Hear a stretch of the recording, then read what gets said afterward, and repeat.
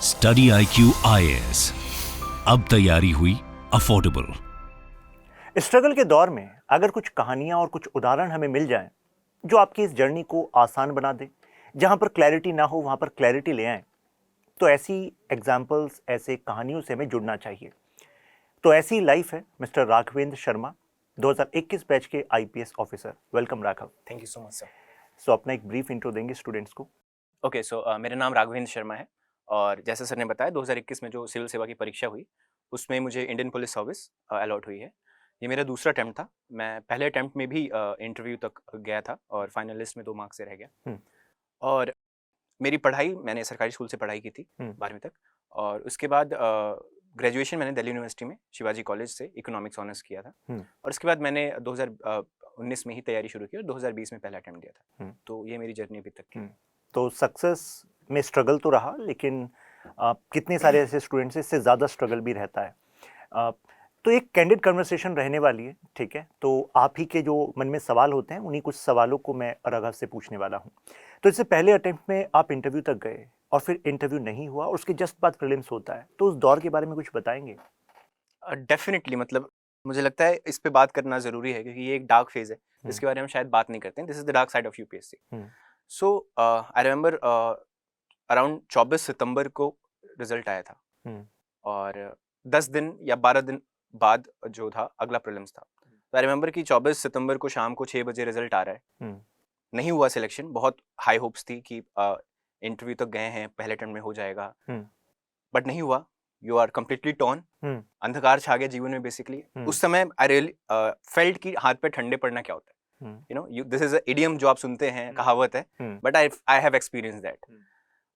और मजे की बात यह है कि अगले 12 घंटों बाद शाम को 6 बजे रिजल्ट आ रहा है, अगले दिन सुबह 6 बजे I am back on my study table. Because अब एक बहुत मुश्किल सा, बहुत इम्पॉसिबल सा टास्क करना है कि आपको 12-14 दिन पढ़ के प्रीलिम्स देना है। हाँ, बिल्कुल ये है कि आप ऐसा नहीं कि उन 14 दिन की तैयारी से हो गया, तैयारी तो पीछे थी, बट अगर आप रिवाइज नहीं कर पाएंगे तो आपके अंदर कॉन्फिडेंस नहीं होगा। और प्रीलिम्स कॉन्फिडेंस का खेल है। तो उन 14 दिनों में अब मुझे जितना हो सकता है उतना रिवाइज करना है। तो मैं इसको मजाक में 14 दिन का वनवास बोलता हूँ। तो वो 14 दिन मेरे ऐसे ही थे। मैं ना ढंग से खाता था, ना ढंग से सो पाता था, मतलब कुछ होश नहीं था। मैं almost every night I used to wake up to nightmare, खराब सपने, बुरे सपने। और सुबह उठ के एक फीलिंग आती थी कि काश सोते रहते।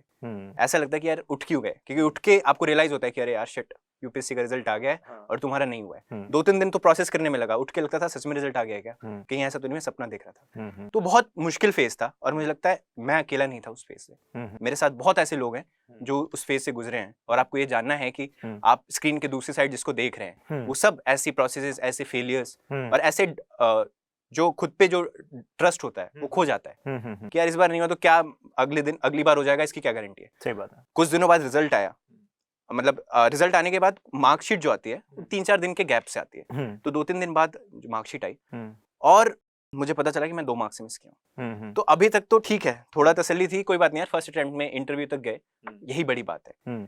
बट जब देखा कि 2 मार्क्स से रह गए तो ज्यादा बुरा लगा। तब ज्यादा नींद खोई कि यार ये तो मजाक हो गया। 2 मार्क्स तो कहीं भी मिल जाते। 2000 मार्क्स का पेपर है, उसमें आप 2 मार्क्स से रह गए। तो उस सारी रियलाइजेशन, उस सारी फीलिंग कि आपको लगता है आपके साथ धोखा हुआ है, 2 मार्क्स से कैसे रह गए, ये सब तो सुनते हैं, बट आपको उसके साथ पढ़ते रहना है। तो मैं सीरियसली, ये जो 14 दिन का वनवास है इसमें मैं ज़ोंबी मोड में था कि एक टाइम टेबल है, उसके साथ चलना है रोबोट की तरह, कोई इमोशंस नहीं। और फिर 14 दिन बाद प्रीलिम्स दिया समहाउ। सब लोगों ने बोला मत दो यार, बैक टू बैक 2 फेलियर्स नहीं झेले जाएंगे। बट मेरे दिमाग में ये था कि शायद अगर मैं प्रीलिम्स क्रैक कर लूं तो इस फेलियर से डील करने में हेल्प मिल जाए। तो फिर मैंने कहा देते हैं, और दिया। और शाम को आए मैथ्स की आंसर और रियलाइज हुआ कि ठीक है, क्लियर कर जाएंगे। And that was the time जब मैं रोया। So I called my friend, I cried, because result के बाद मेरे पास रोने का टाइम नहीं था, है ना। You have to get back to, आप रोगे, आपका सर दुखेगा and everything, so you don't have the time for that, because आपको अगले 14 दिनों में आपको जितना पढ़ सकते हैं पढ़ना है। And I literally studied for 12 hours every day for next 14 days. उस माइंडसेट में जब आपको लग रहा है आपके साथ धोखा हुआ है, आपका होगा नहीं होगा, फिर से होगा नहीं होगा, फिर से फेल कर जाओगे, आपको उसके साथ पढ़ते रहना है। तो मुझे लगता है ये बहुत जरूरी इस प्रोसेस के बारे में जानकारी है कि देखिए मेरी जो जर्नी रही, आप भी ऐसी चीजों से गुजरेंगे, be prepared for it. Raghav ने एक बहुत अच्छी बात कही। 12 घंटे का वो जो समय था उसमें he was back on the table. Raghav, हम ये देखते हैं कि जनरली जो सक्सेसफुल लोग हैं उनके हम अचीवमेंट्स देखते हैं कि क्या क्या उन्होंने किया, लेकिन अगर सीखने वाली बात है ना, वो उनके फेल्योर में है कि एक्चुअली वो उसको कैसे डील कर रहे थे। आपने यहाँ पर एक वर्ड यूज किया कि you were emotionless when you started this वनवास, राइट? करेक्ट। इमोशंस, इसका मतलब है कि इमोशंस को मैनेज करना, मतलब that's a tact and that's a differentiator, right? तो फ्लो होते हैं इमोशंस, लेकिन ultimately you have to find a way, right? वो करना होता है। राघव, अपनी लाइफ के बारे में बताएंगे, बैकग्राउंड के बारे में, एक्चुअली आपने क्यों चुना कि भाई मुझे यूपीएससी करनी है? फैमिली बैकग्राउंड क्या है, कहाँ से आप बिलोंग करते हो, कहाँ से आपने सोचा था, उसके बारे में कुछ? तो सबसे पहले यूपीएससी, वाई यूपीएससी का सबसे सिंपल सा रीजन है, मैं यूपी से हूँ।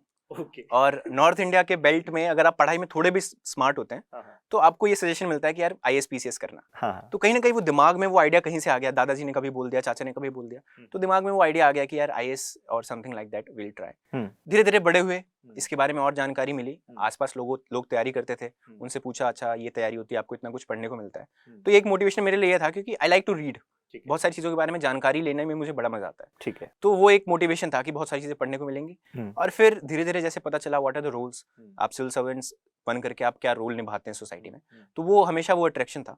तो ये रीजन था वाई यूपीएससी का। अबाउट माई बैकग्राउंड, तो मैं एक बहुत हम्बल से बैकग्राउंड से आता हूँ। मेरे पिताजी एक केमिस्ट शॉप चलाते हैं सन नगर एरिया में, दिल्ली के। और मैंने पढ़ाई सरकारी स्कूल से की, ग्रेजुएशन के बाद से यूपीएससी की तैयारी की है यहीं पे। और मैं अगेन मैंने जीएस की कोचिंग नहीं ली because of the funds problem, right? So financial issues से, definitely. So it costs somewhere around 1.6 to 1.8 lakhs.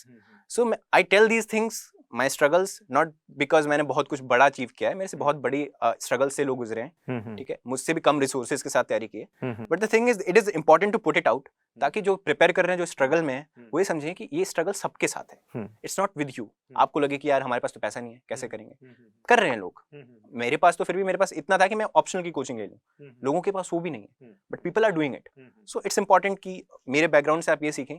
I come from humble background, no achievements whatsoever, graduation किया एक नॉर्मल से कॉलेज से, college जिसके बारे में आपने सुना भी नहीं होगा, तो कोई बड़े कॉलेज से नहीं हूँ मैं, इंजीनियर नहीं हूँ, आईआईटी से नहीं हूँ, but again if you are on the track और थोड़ी सी किस्मत, तो आप क्रैक कर सकते हैं। किस्मत भी तभी काम करती है जब उससे पहले काम किया जा सका, मतलब काम करना पड़ता है पहले, राइट?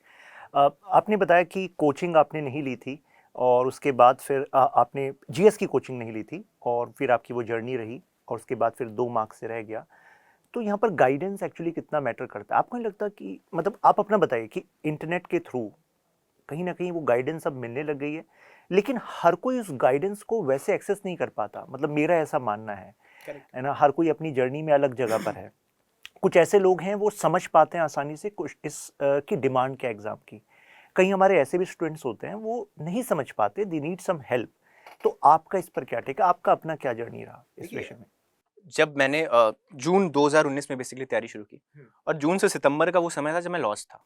लिटरली मैं रोज सुबह उठता था कि आज ये पढ़ना है, अच्छा कहाँ से पढ़े, किताब खुली, इसमें समझ नहीं आ रहा है। तो वो फेज वो था जब मैं खुद से रोज कहता था यार नहीं होगा तुमसे, तुम्हारे पास रिसोर्सेज नहीं है, ना ही मेरे पास कोई गाइडेंस थी एज सच कि कोई जान पहचान में किसी ने क्लियर किया हो, ऐसा कुछ नहीं था, दूर दूर तक नहीं था। तो आप खुद पे डिपेंडेंट है। इंटरनेट से डेफिनेटली बहुत हेल्प मिली, बट अगेन एक जो पर्सनलाइज गाइडेंस होती है उसकी बहुत हेल्प आपको उसकी जरूरत पड़ती है। अब ठीक है, आर्ट एंड कल्चर के आपको इंटरनेट पे बुक पता चल जा रही है, उसको पढ़ें कैसे? जब अब मैं तैयारी करता हूँ अपने दोस्तों से, यार ये टॉपिक कैसे पढ़ा तूने, बताइए मुझे। वो वाली जो पर्सनलाइज गाइडेंस है उसकी बहुत जरूरत रहती है, जो मिसिंग थी, और उस वजह से मैं काफी लॉस था। But again with the help of the internet, with the help of the friends जो कोचिंग ले रहे थे, उनसे मैं पूछता था कि यार अच्छा तुम्हें कैसे पढ़ा, ये बता दो, इसमें क्या सोर्स, अपने नोट्स दिखा दो। तो ऐसे ऐसे करके धीरे धीरे बिल्ड किया। बट अगेन अगर इतने स्ट्रगल के बाद भी फर्स्ट अटेम्प्ट में I can go to the interview, तो definitely it's doable. Got it. एक रिटायर्ड आईएएस ऑफिसर मुझसे कह रहे थे, यूपी काडर से रिटायर्ड, कि शशांक हमारे टाइम में ना स्केंटी ऑफ मटेरियल था, मतलब ही बिलोंग टू चंडीगढ़, तो लाइब्रेरी में जाकर पढ़ना होता था, और आज there is plenty of material. तो मेरा इसमें ये टेक था कि सर लेकिन plenty of material is also a problem, right? तो there are so many Telegram channel, so many sources, तो स्टूडेंट कहीं लॉस्ट हो जाते हैं कि हम क्या करें, कहाँ से करें। तो इस पर कोई आप सजेशन देना चाहेंगे कि मतलब वो डायरेक्शन कैसे लें जब हम, मतलब we are regularly bombarded with so much content around? तो सबसे पहले ये समझना जरूरी है कि आपको कंटेंट नहीं प्रिपेयर करना है, आपको यूपीएससी सिलेबस प्रिपेयर करना है, राइट।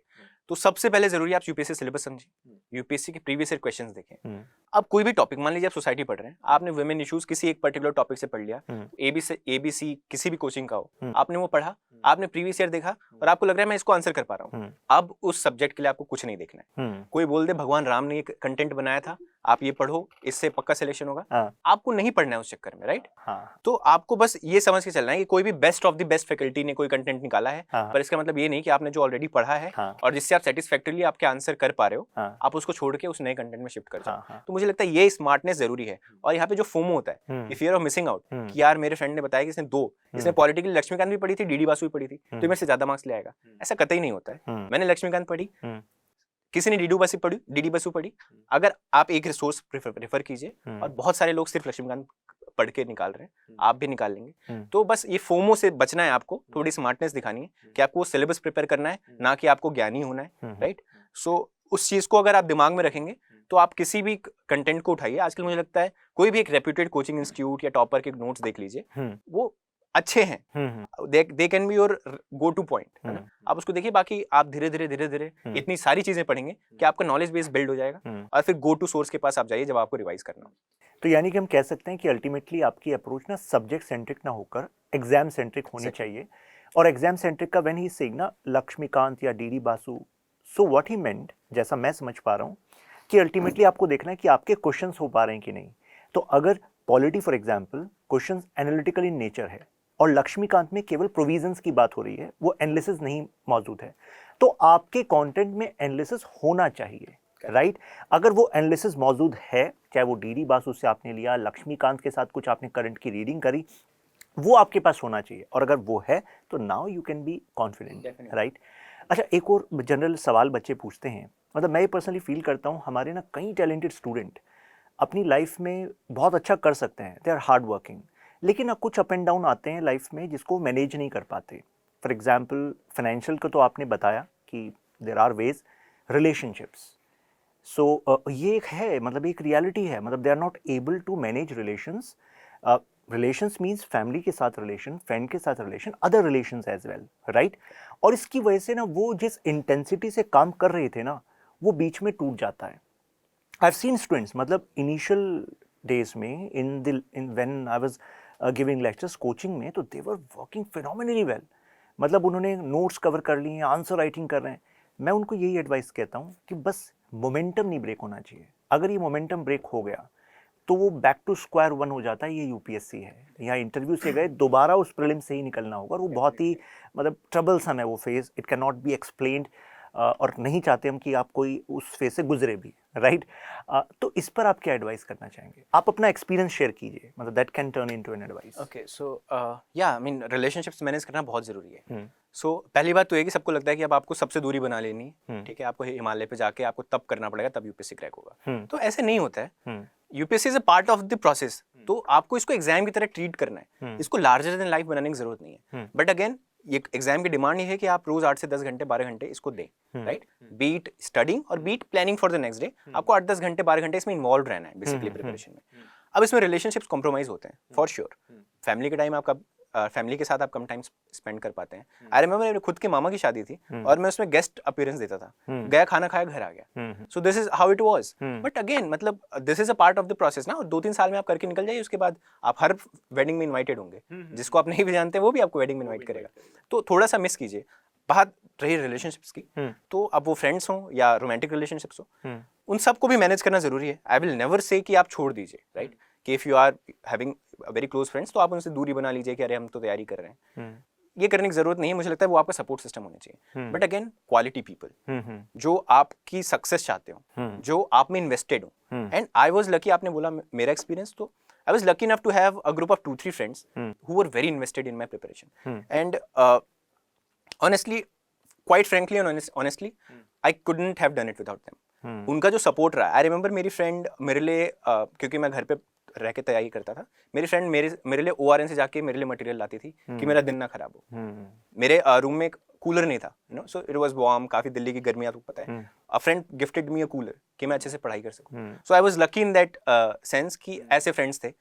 अगेन सामने वाले को, क्योंकि सामने जो आपका फ्रेंड है उसके लिए भी चीज़ें डिमांडिंग है, क्योंकि अब मैं 1 महीने या 2 महीने प्रीलिम से पहले या मेन से पहले मैं एब्सेंट होता हूँ, right? So I am studying every day, कुछ किसी और बारे में बात करने का मेरे पास स्कोप ही नहीं है। सो कॉम्प्रोमाइज तो होता है, because they can not share your problems with you, है ना, कि भाई तुम ऑलरेडी स्ट्रेस्ड हो, अब हम तुमको क्या बताएं अपना। तो और फिर ये ऐसा होता है कि आप ही डिपेंडेंट हो, है ना, कि आपको सपोर्ट चाहिए बट आप सपोर्ट कर नहीं पा रहे हो।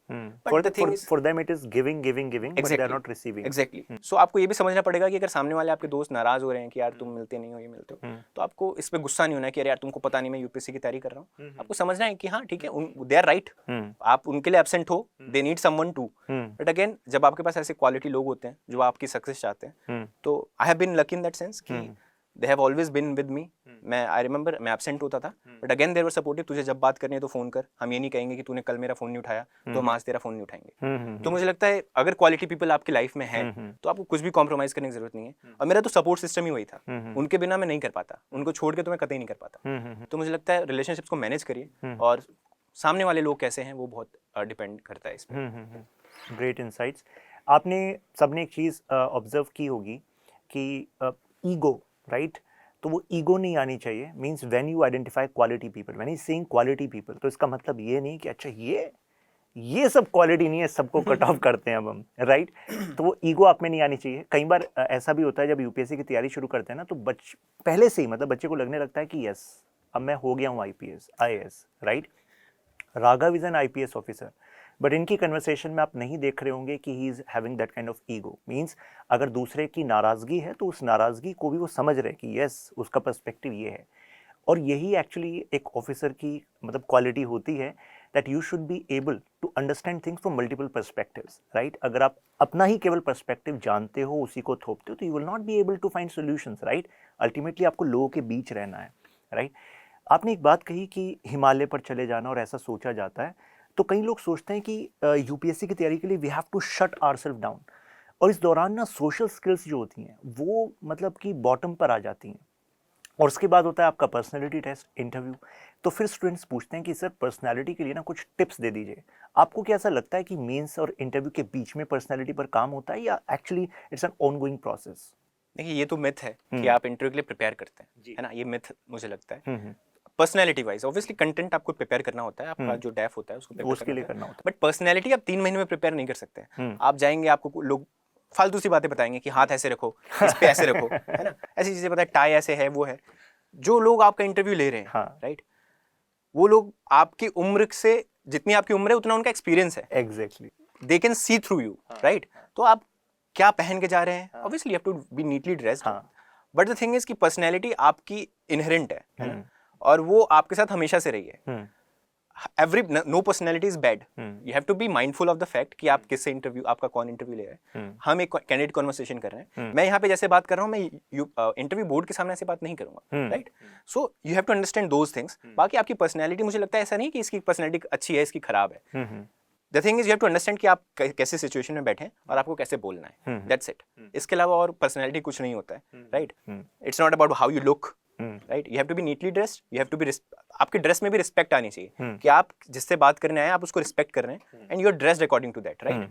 तो वो सारी चीजें हैं मुझे लगता है पर्सनैलिटी। बाकी इसके अलावा और कोई ऐसी चीज नहीं है कि आपको डेवलप करनी पड़े। Personality is who you are, right? And who you are can not be changed, not in 3 months, not even in 1 year, right? You can change the way you think, but वो inherent आप 22 साल में जो हो गए हो आप उसको कैसे बदल दोगे, right? So that is there. और डेफिनेटली मुझे लगता है कि शट डाउन की आपने जो बात कही, और सोशल स्किल्स की बात, तो ये डेफिनेटली है। और शट डाउन मुझे लगता है बिल्कुल आपको नहीं करना चाहिए, क्योंकि सपोर्ट सिस्टम तो चाहिए आपको। आपने सुबह अगर आप अकेले हैं, फैमिली के साथ they can not understand, right? Family, मैं अपने फैमिली से नहीं बोल सकता कि यार मैं पॉलिटी का टेस्ट दिया और मेरे मार्क्स अच्छे नहीं आए, दे नॉट अंडरस्टैंड क्या पॉलिटी के लिए अच्छा हो, कि बेटा अगली बार अच्छे पढ़ाई करना, they will say that. But when you talk to your friends, they will understand कि अच्छा कोई सब्जेक्ट की बात हो रही है, नहीं हुआ क्यों, दे लास्ट के अच्छा क्यों नहीं हुआ, तुम्हें क्या लगता है ऐसा। And most of us are not having people having parents who are educated, जो हमारी इन स्ट्रगल्स को समझ सके हैं, जो इन चीजों से गुजरे हैं। But most of your friends have gone through this, right? उन्होंने कुछ एग्जाम दिए हैं, they know the process कि क्या होता है, कैसे होता है, they'll understand you better. तो फ्रेंड्स बहुत जरूरी हैं, do not cut out. But again, friends का मतलब ये नहीं कि जो लोग आपको फोर्स करें कि यार इस वीकेंड भी चल हैंग आउट करते हैं। My friends would never do that. मैं 1 महीने में एक बार मिलता था, and none has ever complained कि तुम मिलते नहीं हो उनसे, so because they know कि he has a reason, right? So मुझे लगता है कट आउट नहीं करना है। Again have a circle, have a small circle, but that is very important. इन्होंने एक बात कही कि जो इंटरव्यू बोर्ड है दे कैन सी थ्रू यू, तो एक चीज़ का तो ध्यान रखना ही चाहिए कि यू शुड बी ऑथेंटिक, क्योंकि जहाँ पर आप ब्लफ करने की कोशिश करेंगे तो आपकी जैसा जितना आपकी एज है उतना उनका एक्सपीरियंस है, राइट?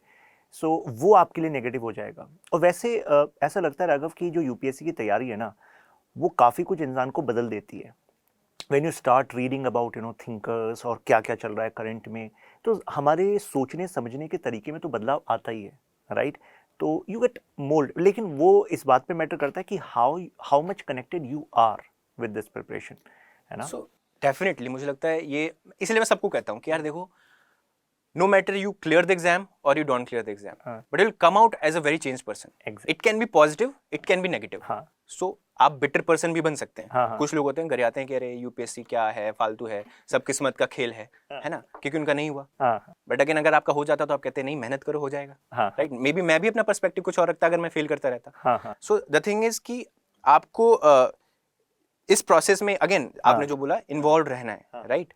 एंड सॉरी मैं भूल गया आपका क्वेश्चन क्या था। मैंने कहा कि देखो इन्वॉल्व रहना है और मतलब कनेक्ट करना है, मतलब जैसे आपने कहा ना you can turn out to be a bitter person, तो बिटर पर्सन इस वजह से भी है कि शायद हमने जो पर्सपेक्टिव और मोल्ड होने चाहिए थे लाइफ में, मतलब एग्जाम है ठीक है, उससे काफ़ी कुछ बदलेगा, बिल्कुल बात ठीक है, लेकिन your life is more than that, right? Time is more precious than that. So या जो आपने बोला मैं उसको पर्सनल एक्सपीरियंस से बिल्कुल बोलता हूँ। तो मैं इस कॉलेज स्कूल में ठीक ठाक था स्टूडेंट, स्कूल में तो I was a scholar, rank 1 and everything. College में थोड़ा मैंने मस्ती में ज़्यादा ध्यान दिया, बट फिर भी मेरे दिमाग में वो था कि हम कर लेंगे। पहले तुमने प्रीलिम्स दिया, हो गया, अच्छे मार्जिन से हो गया, मेंस दिया, क्लियर हो गया, ये लगा आप तो 7th मतलब एकदम क्लाउड पे हैं। बट अगेन जब फेल किया तो मैंने रियलाइज किया कि मैं फेल कर सकता हूँ, है ना? कोई भी ऐसी चीज़ नहीं है कि तुम सब कुछ कर ही लोगे, फेल तुम भी कर सकते हो, and you can fail big, and reaching till the interview point and failing is failing big. But again उस प्रोसेस से जब निकल के आया ना, तो अब मुझे ऐसा लगता है कि अगर ये झेल लिया तो मैं लाइफ में कुछ भी झेल लूंगा। तो वो एक जो निडरता है कि bring it on, I can handle it, तो वो चीज़ है। And I think everyone can see this. आप 10-12 घंटे डिसिप्लिन के साथ पढ़ ले रहे हैं अगर, तो अगेन आप एक ग्रेट एसेट होंगे, आप जहां भी काम करेंगे।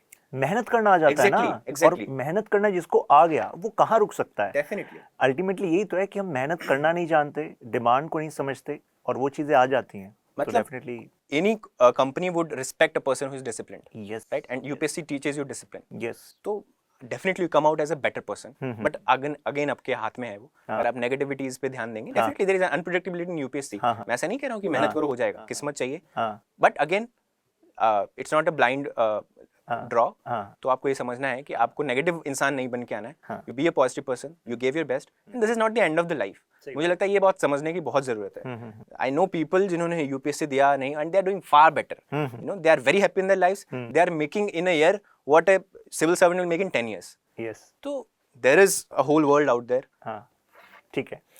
तो राघव के जैसे व्यूज आपने देखे, तो राघव एक बात तो पक्की है कि अगर गाइडेंस मिल जाए तो कई सारी जो गलतियां हम दोहराते हैं वो दोहराए ना, राइट? पता लग जाए, तो ऐसे में गाइड होना ज़रूरी है, राइट? तो हमने स्टडी आईक्यू पर राघव को इनवाइट किया है, और Raghav is now associated with study IQ team to guide you people as mentor. तो राघव इज़ हियर। तो राघव क्या करने वाले हैं आप स्टूडेंट्स के साथ? So basically my objective will be कि लोगों से जो उनके पर्सनल डाउट्स होते हैं, मुझे लगता है कि आप उनको कुछ भी बताएं, बट जब एक एस्पिरेंट एक ऐसे इंसान से बात करता है जिसने क्लियर किया है, तो उसको एक ऑथेंटिक लगता है, तो वो सजेशन को काफी सीरियसली लेता है। तो मेरी कोशिश ये रहेगी कि जितने लोगों से मैं इंटरेक्ट कर पाऊँ, उनसे बात करूँ, उनके क्या पर्सनल प्रॉब्लम्स हैं। मुझे लगता है कि आप एक तो ये वीडियो जाएगी जिसमें मैं जनरल बातें कर रहा हूँ, पर हर एस्पिरेंट की कुछ स्ट्रेंथ्स, कुछ वीकनेसेस, कुछ स्पेसिफिक प्रॉब्लम्स होते हैं, तो उनसे उस बारे में बात हो, और मैं जितनी अपनी कैपेबिलिटी है उसके हिसाब से उनको एड्रेस कर पाऊँ। मतलब हमें भी यही लगता है कि देखो, कंटेंट बताना, समझाना और आपको इस तरीके से तैयार करना कि आप क्वेश्चन कर पाओ, दैट इज़ वन थिंग। लेकिन फिर भी ना हर एक स्टूडेंट की लाइफ अलग है, ठीक है, जर्नी अलग है, उनकी गलतियाँ भी अलग हैं, राइट? और जो क्लास में बताया जाता है वो आपको एक लेवल तक ले आता है, लेकिन वो जो छोटे छोटे आपके लूप होल्स हैं जो शायद आप देख भी नहीं पा रहे, कुछ ऐसी चीज़ें हैं कि जो मैंने बता दिया आपको पता लग गया हाँ ये गलतियाँ नहीं करनी है, लेकिन इंडिविजुअल जो ब्लाइंड स्पॉट्स हैं, राइट, उस पर काम करने के लिए ना you need someone who can actually guide you through this process. उसने खुद रैंक लाया है, वो IPS है, तो definitely they can actually help you. तो राघव को बिल्कुल आपको you can say you have to squeeze out whatever is there in Raghav's mind, ठीक है, जिससे कि आप अपनी जर्नी को आसान बना सकें। तो जो जीएस फाउंडेशन कोर्स है, पीएसआर ऑप्शनल भी है, आपके सामने ये अपॉर्चुनिटीज़ हैं, तो इनके थ्रू आप कनेक्ट करके मेरे से और राघव से जो भी आपको हेल्प मिल सकती है, structure is there, help is there, तो आप ले सकते हैं। तो studiiq.com पर आप जाएंगे तो आपको सारी डिटेल्स मिल ही सकती हैं, राइट। तो thank you Raghav for this conversation and I hope for more such conversations in future. अगर आपको लगता है कि आप कुछ और चीज़ों पर बातचीत इस तरीके की चाहते हैं तो आप कमेंट्स में भी मेंशन कर सकते हैं and will definitely actually have those conversations here. Thank you so much. Study IQ IAS, अब तैयारी हुई अफोर्डेबल।